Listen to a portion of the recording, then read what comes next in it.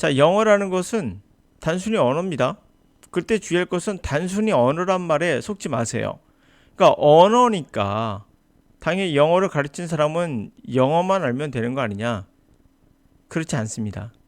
그 이유는 영어는 언어이기 때문에 과학이에요. 언어가 과학이다? 아마 여러분들 잘못 생각하고 있을 겁니다. 내가 영문학과 가면 또 영어 관련된 학과 가면 문과잖아 라고요. 우리나라가 그렇게 되어 있죠. 그러나 실제로는 영어는 과학입니다. 왜 과학일까요? 인간이 만들어낸 게 아닌, 다시 말하면 예술품 같은 건 인간의 인공물이잖아요. 이런 것은 어찌 보면 문과는 예술가 쪽이지만 인간이 만든 게 아니라 자연적으로 발생한 거. 다시 말해서 뭐라고요? 자연적으로 발생하는 거. 이것은 과학의 영역이죠. 전 세계에는 7천 개의 언어가 있습니다. 이것은 그 사람들이 만든 것이 아니라 자연스럽게 나오는 겁니다. 다시 말하면 자연인 거죠. 과학인 겁니다. 그래서 영어를 가르치는 사람은 영어만 공부한다면 영어 강사로서는 쓸모가 적다라고 말할 수 있겠죠. 없다라고 말할 수는 없습니다. 여러분들이 국어를 하기 때문에 외국에 나가서 한국어를 가르쳐 줄 수는 있지만 가장 효율적이고 가장 메시컬리한, 그러니까 방법론적인 건 절대 제시할 수 없어요. 자신의 느낌으로만 설명만 가능하죠. 다시 말하면 네이버 사전 정도가 되는 겁니다. 그 정도라면 가능합니다. 누구라도. 네, 그렇지만 가르친다는 것은 다른 거죠. 예를 들어서 히딩크란 감독이 있습니다. 과연 히딩크는 축구만 했겠는가? 이 사람에게 또 다른 전략과 그 사람의 심리와 그리고 옆에 보시면 기술 코치가 있습니다. 기술 코치는 단순하게 축구 기술만 얘기하는 것이 아니라 과학적인 분석을 통해서 이 근육이 어떠한 정도, 뭐 기타 등등등을 다 분석해 주는 거죠. 자, 이런 시대에 살고 있거든요. 그러므로 영어를 가르치는 사람은 뇌과학, 신경과학, 언어학, 기타 등등을 어느 정도 복합적으로 알고 있어야 합니다. 영어는 뭐라고요? 언어가 아니라 언어이므로 과학의 영역입니다. 자, 그것을 제가 하고 싶은 이야기를 하버드 비즈니스 스쿨의 교수인, 경영 실무 교수인 아서 C 브룩스의 이야기로 대신 가름하도록 하겠습니다.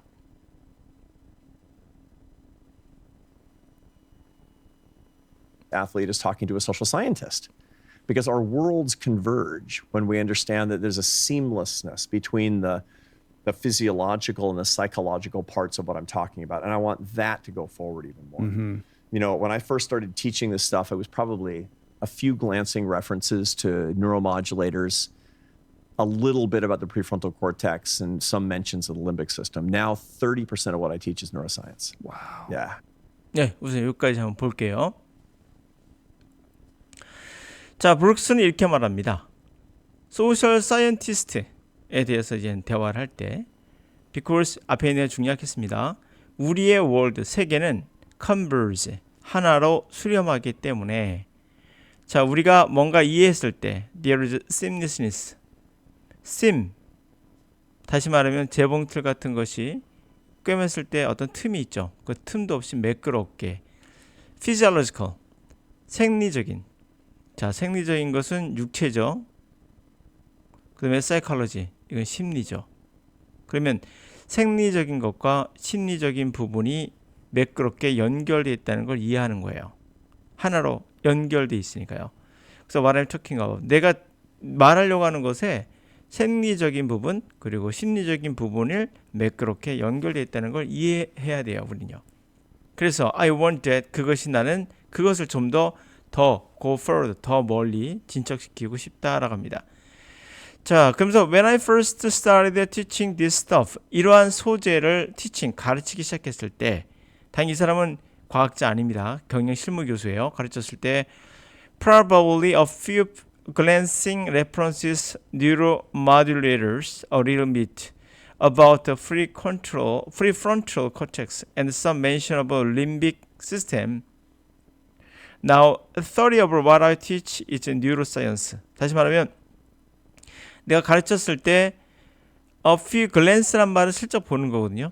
그러니까 참조한다는 얘기도 있죠. 레퍼런스가 참조고요. 슬쩍 참조한다. 간접적으로 이제 언급한다는 거죠.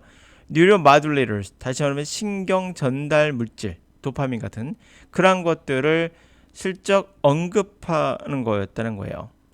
그러면서 프론탈 전두엽 피지를 언급하거나 약간의 관련된 어떤 전달 물질 또는 몇 번 언급했다는 거죠. 림빅, 다시 말해 변연계라는 거예요. 뇌의 일부분입니다. 변연계에 대한 언급 같은 것을 했다는 겁니다. 지금은 그 당시 조금씩 했는데, 그렇죠? 간접적으로 글랜싱, 슬쩍 훑어보는 정도 간접적으로 했지만 지금은 30%. 이게 거의 충격적인 이야기죠. 아니, 이게 정상적인 이야기입니다. 내가 가르치는 것의 30%가 뉴로사이언스, 신경과학이다. 아마 여러분들이 경영에 관한 수업을 듣는데 갑자기 교수가 신경과학을 30%로 한다 그러면 여러분들 어떤 생각 드세요? 저 사람 정상인가? 이런 생각할 거 아니에요. 그러나 이것이 맞는 겁니다. 과학적인 것은 반드시 입증을 가능하게 하기 때문에, 다시 말해 근거가 되는 거죠. 근거가 돼주기 때문에 이러한 근거를 바탕으로 해서 수업이 이루어져야 이 경영, 다시 말하면 마케팅이나 기타 등등이 이게 맞는 건가? 다 감으로만 하잖아요. 감은 이것은 당연히 미신과 같은 거기 때문에 우리가 미신에 따라서 지금 세계를 가르칠 수는 없죠. 영어도 마찬가지입니다. 영어도 미신의 영역에 들어가서 가르칠 수는 없어요. 미신의 영역이 뭐겠습니까? 단어는 암기하고 그리고 문법으로 되어 있다. 이건 문과에서 말하는 거예요. 그러나 이제 문과 영역에서 벗어나서 과학의 영역으로 이미 과학은 언어는 들어와 있습니다. 그래서 왜 우리가 이것을 이해하고 있는가? 인지과학이죠. 인지적으로 어떻게 받아들이고 있고 우리는 어떻게 소리를 듣고 있는가? 혹시 아십니까? 여러분, 눈으로 들어오는 단어가 어떻게 해서 뇌로 전달돼서 이것을 인지하고 있는지 아시나요? 이런 수업들 들어본 적 있으신가요? 또는 소리는 분명 파장입니다. 이런 파장이 어떻게 구별될까요? 이렇게 구별되는 과정을 아십니까? 이런 것들은 과학적으로 많이 훈련이 실험이 되어 있습니다. 앞으로 더 가야겠지요. 이런 걸 바탕으로 우리가 듣기 연습을 하고 이런 걸 바탕으로 독해 연습을 해야 되는 거지, 막연하게 옛날에 15세기에 있었던 방법을 그대로 갖고 와서 지금 가르치고 있는 영어 강사들이 거의 99.9%죠. 그러면 이분들에게는 기본 믿을 만한 근거가 아무것도 없는 겁니다. 그들은 내가 미국에서 살아봐서 아는데, 이 말 똑같은 얘기예요. 내가 한국에서 살아봐서 아는데 한국 사람들은 이렇게 설명해. 뭐 그렇게 하는 것은 그냥 네이버에 있는 교재만 검색해도 나오는 정도의 수준인 거죠. 그러나 가르친다는 것은 완전히 다른 또 다른 차원의 그러한 영역이 되는 겁니다. 자, 계속 가보죠. Yeah. It's just. Does that make you want to go back and get another PhD? Well, 자, 그러니까 인터뷰어가 이렇게 말합니다.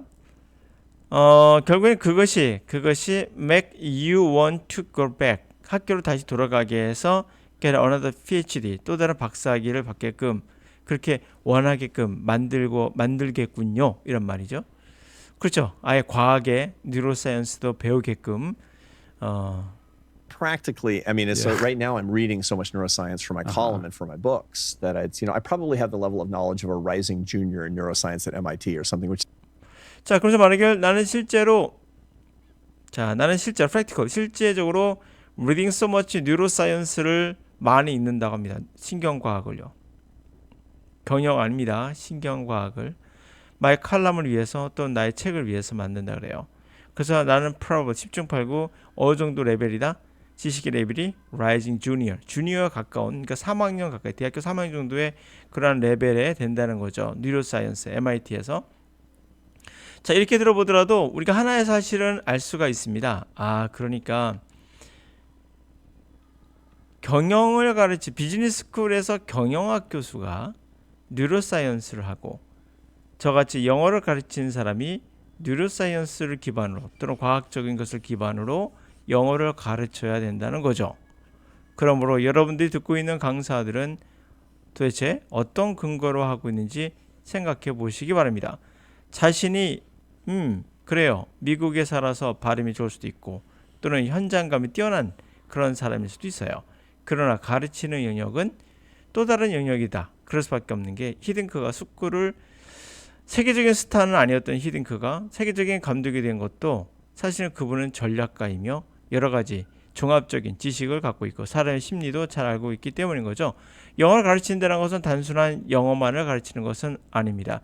여러분들이 갖고 있는 언어의 특질, 영어라는 것은 어떤 언어의 특질을 갖고 있는가, 그리고 우리 인간은 어떻게 받아들이는 것인가, 언어를 그러므로 과학적인 지식과 함께 통합적으로 컨버전, 다시 말하면 하나의 통합형의 컨버전스가 됐을 때만이 정답은 아닐지라도 완전 오답으로 갈 리는 없는 거죠. 비가 안 온다고 기우제를 올리지는 않을 거라는 얘기입니다.